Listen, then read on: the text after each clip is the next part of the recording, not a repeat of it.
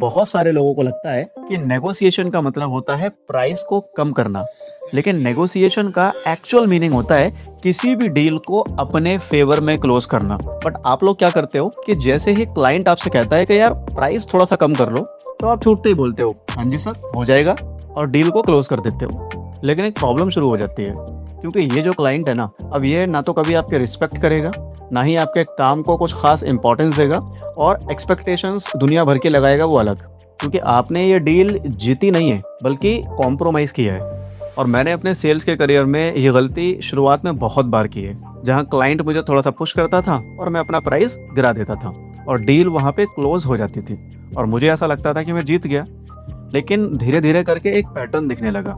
जितनी भी डील्स मैंने क्लोज की थी ना, वो सारी डील्स मेरे लिए हमेशा ना एक सिरदर्दी बन के रही हैं, क्योंकि इस तरह की मेजॉरिटी ऑफ द डील्स में क्लाइंट कभी सेटिस्फाई होता ही नहीं था और वक्त के साथ उनकी डिमांड्स बढ़ती ही जाती थी। ऑन दी अदर हैंड, जो ऐसी डील्स थी ना जो मैंने बहुत ही कॉन्फिडेंट तरीके से नेगोशिएट की थी, वो क्लाइंट मेरे लिए ज़्यादा रिस्पेक्टफुल थे और उनके साथ में लॉन्ग टर्म रिलेशन भी काफ़ी बढ़िया रहा था। उन्होंने कई सारे रेफरेंस वगैरह भी दिए थे। और धीरे धीरे करके मुझे नेगोशिएशन के बारे में एक बहुत इंपॉर्टेंट चीज़ पता चली कि नेगोशिएशन में it's not about the price, it's about the value. क्योंकि ह्यूमन साइकोलॉजी के हिसाब से जब भी आपका क्लाइंट आपसे ये बोलता है कि प्राइस कम हो सकता है क्या, तो बेटे ज़रूरी नहीं है कि वो हमेशा सस्ता ही ढूंढ रहा हो, बल्कि कई बार क्लाइंट सिर्फ ये चेक करता है आपकी जो वैल्यू है वो एक्चुअल में रियल है या नहीं, या फिर आप खुद अपने प्राइस को लेकर कितने सीरियस हो। और जैसे ही आप क्लाइंट के कहने पे अपने प्राइस को कम करते हो, वहाँ पे आप एक्चुअल में अपने प्राइस को नहीं बल्कि अपनी वैल्यू को गिराते हो। और एक्चुअल में यही आपकी सबसे बड़ी गलती होती है। अपना डर, अपनी इनसिक्योरिटी और कस्टमर खोने का जो डर है वो उसके आगे खोल कर रख देते हो, जिसके बाद अगर वो खुद से आपकी वैल्यू करना चाहेगा भी ना तो नहीं कर पाएगा। लेकिन मुझे इसका एक बहुत बढ़िया सोल्यूशन पता है, बताता हूँ आपको। मान के चलो आपको एक जैकेट खरीदनी है। अब इसके लिए आप जाते हो मार्केट में और एक दुकान के अंदर घुसते हो। वहाँ जाके आपने जैकेट का रेट पता किया और लेट्स सपोज जैकेट का रेट आता है 2000 रुपये। अब आप दुकान वाले से कहते हो कि यार भैया कुछ कम कर लो, तो दुकान वाला कहता है कि चलो ठीक है 100 रुपये कम दे देना। आप कहते हो कि नहीं यार भैया 200 कम कर लो, और दुकान वाला मान जाता है। ये हो गया सिनेरियो 1। अब यहाँ पे एक और सिनेरियो लेके चलते हैं। इसमें आप फिर से किसी दुकान के अंदर जाते हो, वहाँ जाकर दोबारा जैकेट का रेट पता करते हो और दुकान वाला कहता है 2000 रुपये।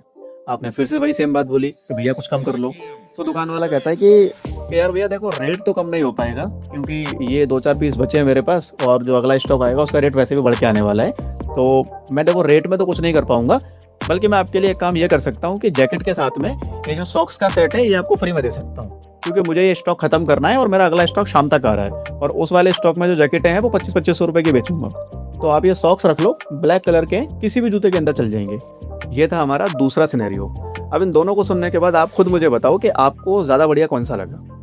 ऑब्वियस सी बात है दूसरा वाला ही बढ़िया लगा होगा, क्योंकि बेस्ट नेगोशिएटर्स वो नहीं होते जो अग्रेसिव होते हैं, बल्कि वो होते हैं जो काम और क्लियर होते हैं। वो लोग सीधे प्राइस को नहीं तोड़ते, बल्कि वो ये समझते हैं कि क्लाइंट को एक्चुअल में चाहिए क्या।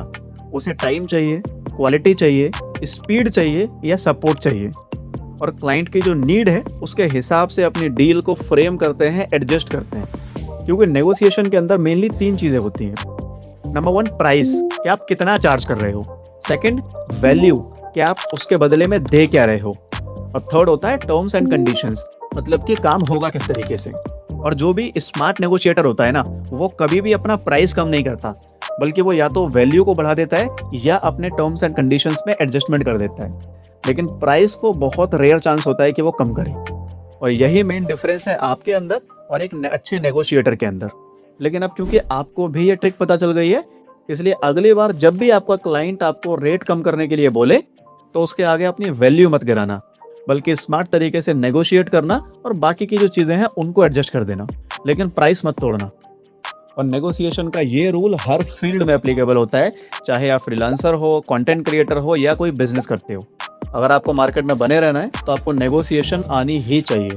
बस एक छोटी सी प्रॉब्लम ये हो सकती है कि अगर आपने अपनी प्राइसिंग ठीक ना रखी हो, तो हो सकता है कि ये सारी चीज़ें बैकफायर कर जाएं। इसीलिए प्राइसिंग का सही और एक्यूरेट होना बहुत ज़रूरी है। अगर आपको प्राइसिंग के बारे में सीखना हो कि किस तरीके से आप एक बेटर प्राइस कोट कर सकते हो, जिससे कि कोई भी क्लाइंट किसी कंपटीटर के पास जाने से पहले 50 बार सोचे, तो मेरी ये वाली वीडियो देख लेना। इसमें मैंने प्राइसिंग को A to Z डिटेल में समझा रखा है। मुश्किल से 5 मिनट की वीडियो होगी, अगर टाइम हो तो एक बार इसको भी देख लेना। मैं मिलता हूँ अगले वाले में।